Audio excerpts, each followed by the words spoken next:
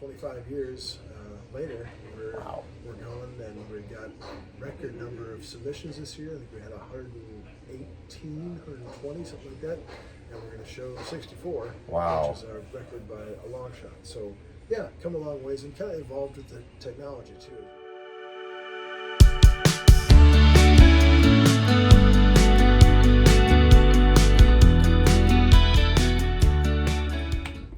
Hey everybody, how you doing? Tim Nash with Skogman Realty here. Welcome to Lunch with Friends. I am here today with somebody I've actually known as an acquaintance for quite a long time, probably 15, 16 years. In another life, I was an independent film producer, and I, along with my filmmaking partners, we actually had submitted films to the Cedar Rapids Independent Film Festival, and I'm here today with Mr. Scott Chrisman, who is the founder, one of the founders, I'm sure some other people are involved as well, one of the founders of the Cedar Rapids Independent Film Festival, which is happening here in just about a week and a half, second weekend of April, if I'm correct. 9th through the 12th. Yep, the 9th through the 12th. So we are going to talk a little about the film festival, but before we do that, I just want to make note of where we're at today. We are hanging out, having lunch today at the Crossroads Bistro over here on the west side, just a little bit west of Checktown.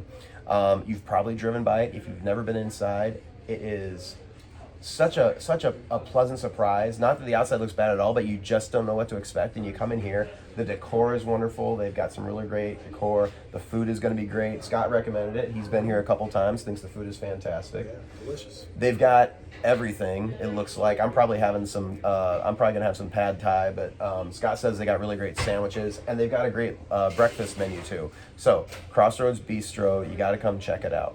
But for now, let's talk a little about films. Sure. All right. So, Scott, give me the origin story for the Cedar Rapids Independent Film Festival. Well, let's see. 2001 was our first one, and I was working in marketing. How old were you in 2001? Let's see, 21. There you go. So I just almost completed my degree, and was talking with my cousin, who's actually the co-founder of the festival. And he had been making some short films, was working third shift, and was doing some things on his own. And helped him out with the drama department and stuff, gave him some voices and some acting and things. And he got it done. He said, "Okay, this is great, but I don't know that I'll do it again because where am I going to show it to anybody?" So remember, this is 2001. There's no YouTube. There's no any real venue.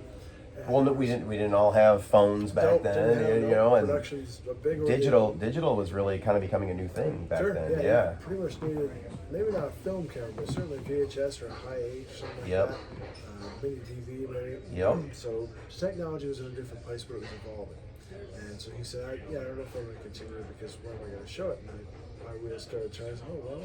We could probably make an event to show things like that because I'm sure you're not the only one. And started looking around. I think there was one film festival in Iowa at that time. Was it like an Iowa City? Oh, Hardacre, I think. Yep, Hardacre. Yep, I remember that one. Still Yep. going. That was built around its own small town theater. Yep. And so at that time, I was okay, well, let's give it a shot. So we did the first one in 2001, I think January, February, something like that. Did it on the Mount Mercy campus in one of their auditoriums, and just said, okay, let's see what happens. And without a lot of promotion, we got 35 people to show up. So I was like, wow. Okay, well, let's see what we can do next time. We brought in a couple more people and brought on a graphic designer and made it look like a real thing because we had shirts and graphics and programs and things. And so cast a little bit wider net. We had a few more films, a few more people. So now, 25 years later, we're going, and we've got a record number of submissions this year. I think we had 118, 120, something like that.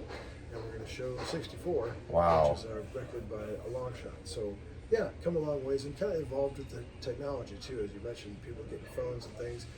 You got a studio in your pocket. If you want to spend the effort, it's not going to be completely huge, but you don't need thousands and millions of dollars and a crew of hundreds to do it. Right. You can do it with a couple people on a phone. So this year marks the 25th anniversary. So we're a quarter of a century into this. Yep. That's awesome. Thank you. That's so cool. And classically, where has the festival been taking place? Well, we've been lucky enough since 2004 to partner with College Road Theaters over in Marion. And they have a wonderful 5-plex, 5 screens over there. We take over 2 of them, 5 of them at certain points of the weekend.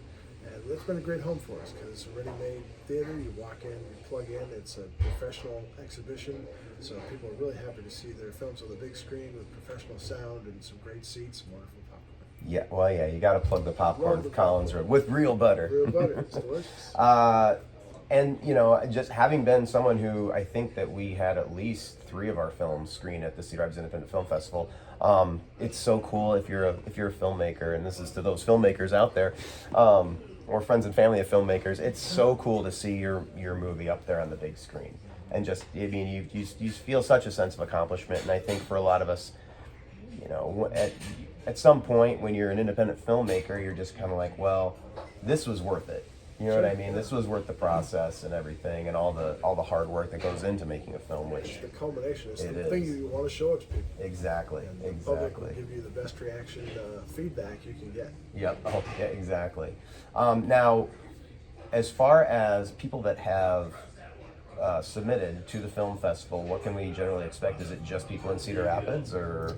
We've got pretty much worldwide at this point. It thins out a little bit the further out you go, but we get a lot from the coast. We get a lot from the regional Midwest. We have a lot of people who have gone to school, because one of our hallmarks is the Iowa connection.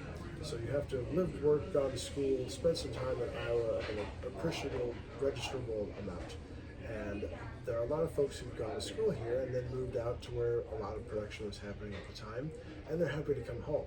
So we get a lot of California, we get some New York, we've gotten Ireland, and I think various other places overseas before. What's the furthest? Can you think of what's the craziest furthest place a film's come out of? I want to say we had one from New Zealand once. Wow. And I'm not sure about that, but Ireland for sure. So definitely we've crossed some oceans to get some things to us. Very cool. Has there been any, over the 25 years, have you had any filmmakers that submitted and were in the film festival and then did actually go on to have careers in the film industry? Sure, yeah. Yeah. Lots of folks whose names you may not recognize. Sure. But they were a couple steps away from some really big things. Some folks who worked on Batmans, some other people who made some mainstream movies that maybe didn't make a huge splash box office wise, but the ones that we always come back to because they are made the biggest mark were Scott Beck and Brian Woods from the Quad Cities area. Their biggest thing was Quiet Place. They wrote, directed that, and they've had their hands on a lot of other different things, but that's the most famous one, if you will. That's awesome. So they've been great to watch because they submitted as freshmen in high school, and so we're super excited to watch them grow and then have the overnight success after 10 years. That's cool. That's super cool. So what does a typical day at the festival look like? If I'm a ticket holder, let's say I bought do you guys have what are there different levels of tickets that you can buy if you're gonna go to the festival? Made the weekend as accessible as can be. We've got 7 different sessions. So if you've got 3 hours, come for an afternoon, come for a morning, come for an evening. You can buy an individual session ticket, which would be one of those. So it's about 3.5, 4 hours. Or the full event pass, which is actually a much better financial deal, but would commit you to more of the weekend. And you can come in and out as you please. You get your full event pass. You can come in and you can come for Friday night. I come for Saturday afternoon. Maybe I got to be elsewhere. But come and watch some things. And if you just haven't experienced it before, come just for a taste. Say, I'll buy Friday night or I'll buy Thursday night, and just come and check it out. And you may end up wanting to commit to another chunk of the weekend. We had several people like that. So I would suggest look at the lineup, look at the schedule. We got synopses of all the films out there. There's going to be something you go, that sounds like an interesting idea. I'd like to see what they did with that. So yeah, it's totally plug in wherever you can. And these are movies. These are all different types of movies, I'm assuming. Yeah. We've got everything from student to professional, and various lengths.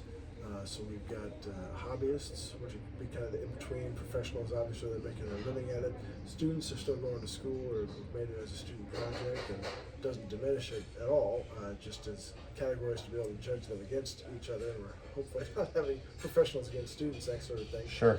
And then narrative, so what you think of as like a feature-length movie, a short documentary, and then a freestyle, which kind of encompasses everything that isn't encompassed by the other things. So you might get a music video or a video art or just something kind of interesting that doesn't fit the traditional box. Okay. And then Is there any opportunity to are there any panels? Is there any opportunity to talk with the filmmakers? We're working on a panel yet. Usually we have one Saturday afternoon. Okay. And certainly throughout we have some Q&A periods after sections of films, and filmmakers that are on hand might answer some questions for you.